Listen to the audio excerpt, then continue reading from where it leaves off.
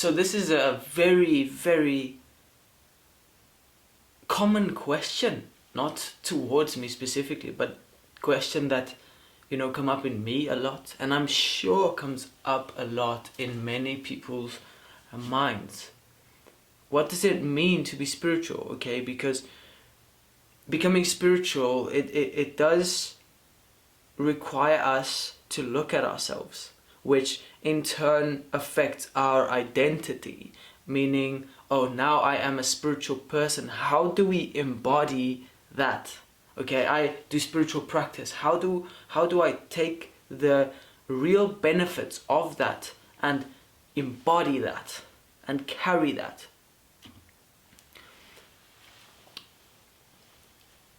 What I see, okay, in the world, and you know, there's a collective consciousness, so we are somehow plugged into that.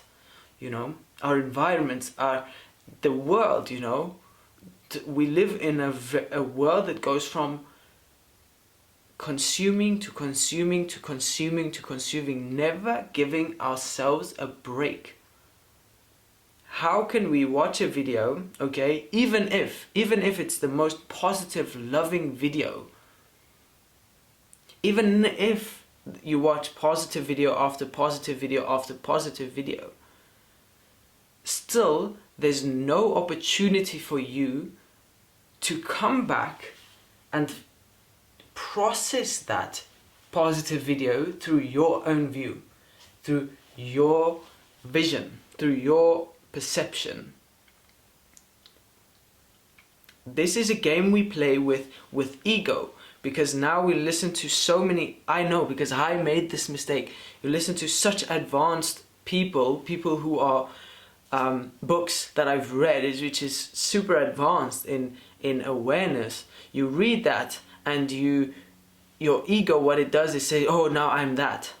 But it's different to embody that, to really experience that growth is something different. You need to give yourself time to process. You need to become quiet. You need to observe yourself, which is very, very uncommon in the world. We go from one thing to the other, to the other, to the other, to the other, keeping our minds busy the whole time. That is not what spirituality means. You can consume the most spiritual thing in the whole world, in the whole universe. It doesn't matter.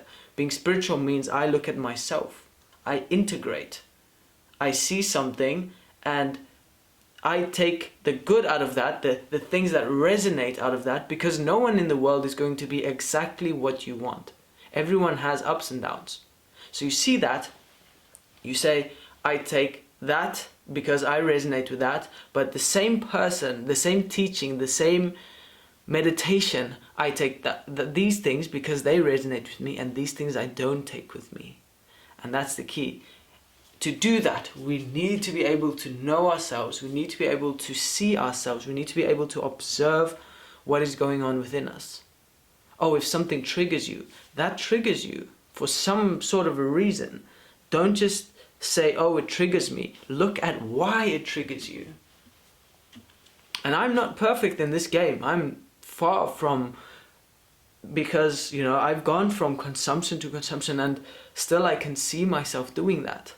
But there's a lot more, okay, I'm consuming. Okay, let's just take, even if it's 5 minutes, even if it's 10 seconds, let's just look at what sensation is happening in our body.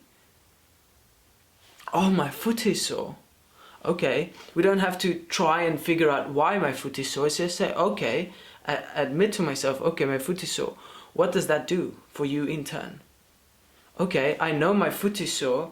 So today I'm rather going to skip out on that football match. Today I'm rather gonna not go for that run that cause a bit of strain on my ankle. Why? Because I'm not ignorant. I'm not going to stay ignorant to that. And that plays out in anything.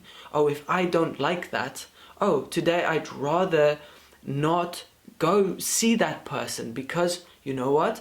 That affects me in a way, it triggers me. I don't like it. Okay. And that's where we become spiritual. Oh, I have an opinion. Oh, I have a, there's a me. You know? I have a choice. I have a free will. That is where magic comes in. That is where what magic is. I'm not just going from one thing to the other to the other. I'm going from one thing to the other consciously. Choosing what I do because I've seen, okay, I do that. That is the cause. Cause and effect. That is the cause. That is the effect. Okay? So we do something and we keep on doing it and we see, okay, that doesn't work.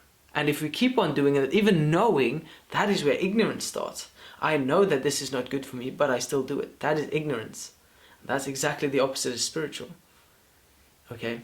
So avoiding ignorance and stepping into effort, like try. We are not perfect. We're never going to be perfect, but we can try. We can do the best we can, and that's where it lies. The negative self-talk within you will stop if you try. I make so many mistakes on a day-to-day basis, okay?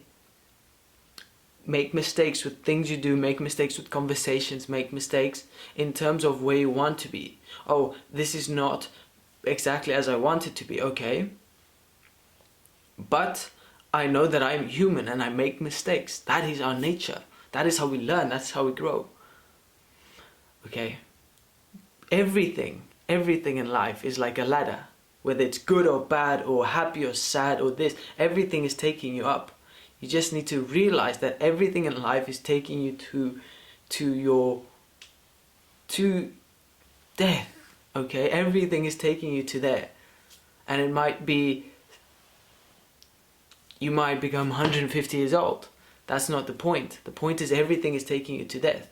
It's whether I'm going to be affected by these things and make them consume me, or I'm going to realize that, dude, I'm gonna die.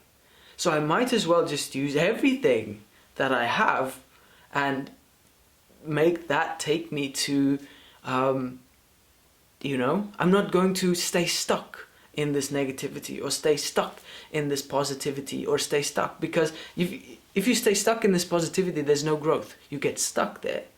It's a beautiful life. It's amazing.